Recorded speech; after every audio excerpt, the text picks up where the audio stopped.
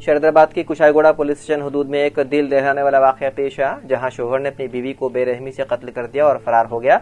तफसीलात के मुताबिक 40 साला शंकर और 35 साला मंजूला दोनों का ताल्लुक यादाद्री भुवनगिर जिले के मुतपुर गांव से बताया गया है। इस जोड़े को एक बेटी और 2 बेटे हैं। 5 रोज कबल शंकर अपने घर वालों के साथ अपनी बहन के मकान महेश नगर कॉलोनी आया हुआ था। जुमे की निसफ शब जब सब लोग सो रहे थे, शंकर ने अचानक चाकू से अपनी बीवी मंजूला पर हमला कर दिया, उसका गला काट दिया। उसके चीखो पुकार सुनकर घर के अफराद जाग उठे, लेकिन मुलजिम फौरी तौर पर मौके से फरार हो गया। मंजूला मौके पर ही दम तोड़ गई। इतला मिलते ही कुशाईगोड़ा पुलिस मौके पर पहुंची और पुलिस ने मुलजिम शंकर के खिलाफ मुकदमा दर्ज करते हुए तहकीकात शुरू कर दी। कत्ल की वजह किरदार पर शक बताई जा रही है। पुलिस मुख्तलिफ जावियों से तहकीकात में है मसरूफ।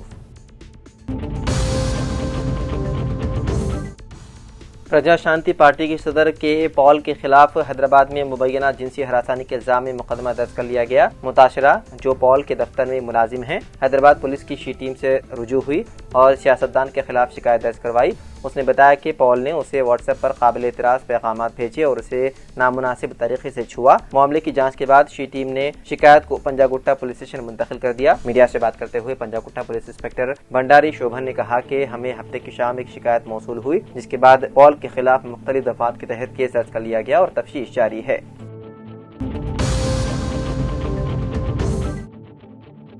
हैदराबाद के रायदुर्गम पुलिस स्टेशन हदूद में पेश आए खौफनाक सड़क हादसे में 2 नौजवानों की हो गई मौत। पुलिस के मुताबिक टोली चौकी के रहने वाले नजीर फहाद और अब्दुल अहद उद्दीन हफ्ते की रात स्कूटी पर गच्ची बोली जा रहे थे कि पीछे से आने वाली कार ने उनकी गाड़ी को जोरदार टक्कर मार दी। इस हादसे में नजीर फहाद मौके पर ही जान बहक हो गए, जबकि शदीद जख्मी अब्दुल अहद उद्दीन अस्पताल में दौरान इलाज दम तोड़ गए। पुलिस ने कार के ड्राइवर, जो कि एक सॉफ्टवेयर मुलाजिम कार्तिक बताया गया है, को हिरासत में ले लिया। मरहूमीन के इंतकाल पर मुकामी अफराद और अजीज व क़रीब ने गहरे रंज गम का इजहार करते हुए सोगवार खानदान से ताज़ियत की।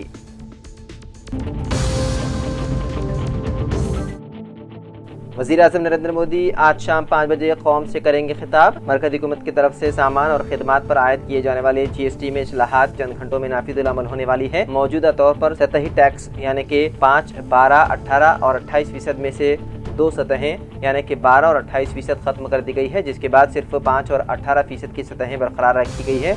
हुकूमत ने तमाम मसनूआत और खिदमात को उन्हीं 2 सतहों में शामिल किया है, जबकि लग्जरी अशिया पर 40% टैक्स आयद किया जाएगा। ये इस्लाहात GST 2.0 के नाम से मुतारिफ कराई गई है और ये 22 सितंबर से नाफिजुल अमल होंगी। इसी पस मंज़र में वज़ीर-ए-आज़म नरेंद्र मोदी आज शाम 5 बजे कौम से खिताब करेंगे। नई GST स्लैब के तहत वज़ीर-ए-आज़म के इस खिताब पर मुल्क भर में खुसूसी दिलचस्पी देखने को मिल रही है।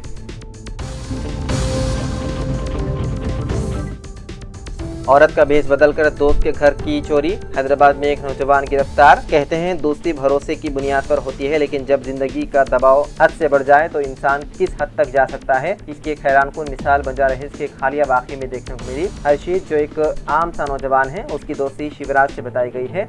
ऑनलाइन कर्जों का दबाव इस कदर बढ़ गया था कि हर्षीत को समझ नहीं आ रहा था कि वो इस बोझ से कैसे निजात पाए। एक दिन उसने ऐसा कदम उठाया जिसने न सिर्फ कानून की गिरफ्त में लाकर खड़ा किया, बल्कि दोस्ती के रिश्ते को भी पामाल कर दिया। शिवराज के अरकान खानदान निजामाबाद गए हुए थे और घर मुकफ्फल था।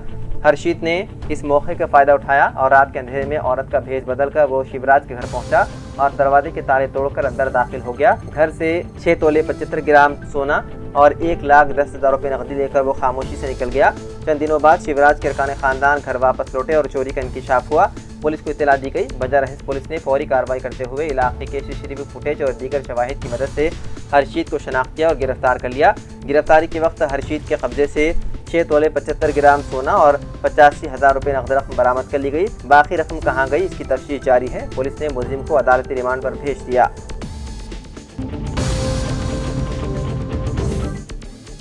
महकमा मौसमियात के मुताबिक रियासत तेलंगाना में आज और कल गरज चमक और तेज़ हवाओं के साथ तेज़ बारिश का इम्कान है। आज आदिलाबाद और निजामाबाद अदला के साथ साथ राजन्ना, सिलसिला, जगतियाल, भद्रादरी, कुत्तागुड़म, वकाराबाद, संगारेड्डी, महबूबाबाद और महबूब नगर में शदीद बारिश मुतवक्के है। उन अदला के लिए येलो अलर्ट जारी कर दिया गया है। मुत्तहिदा जिले आदिलाबाद, निजामाबाद, मेदक, महबूब नगर, हैदराबाद, रंगारेड्डी और यादाद्री भुवनगिर अदला में कल शदीद बारिश की पेशकयासी की गई है। महकमा मौसमियात ने उन अदला के लिए येलो अलर्ट जारी कर दिया है। बताया गया है कि 30 से 40 किलोमीटर फी घंटे की रफ्तार से हवाएं चलने का भी है इम्कान।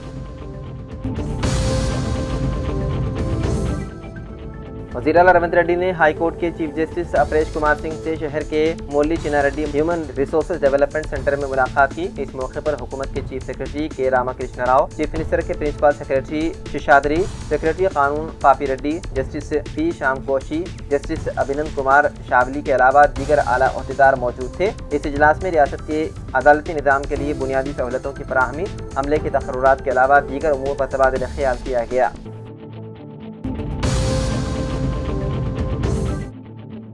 तेलंगाना जागृति की सदर व एमएलसी कविता ने कहा कि सियासत में जारहाना मौक़िफ़ न अपनाने वालों के लिए कोई जगह नहीं। हरीश राव और संतोष कुमार के खिलाफ जो इल्ज़ामात आयद कर चुकी है वो उन पर कायम है। मीडिया से बात करते हुए कविता ने कहा कि कालेश्वरम के अलावा उन्हें हरीश राव से दीगर मसाइल पर कोई गुस्सा व बरहमी नहीं है। आबपाशी पर वो साल 2016 में ही KTR को अलर्ट कर चुकी थी। राष्ट्र फाइल्स वज़ीर आला को पहुँचने की इत्तला थी। निचली सतह से ताल्लुक रखने वाली कमेटी की जाँच मंजूरी के बगैर फाइल वज़ीर आला को पहुँच रही थी।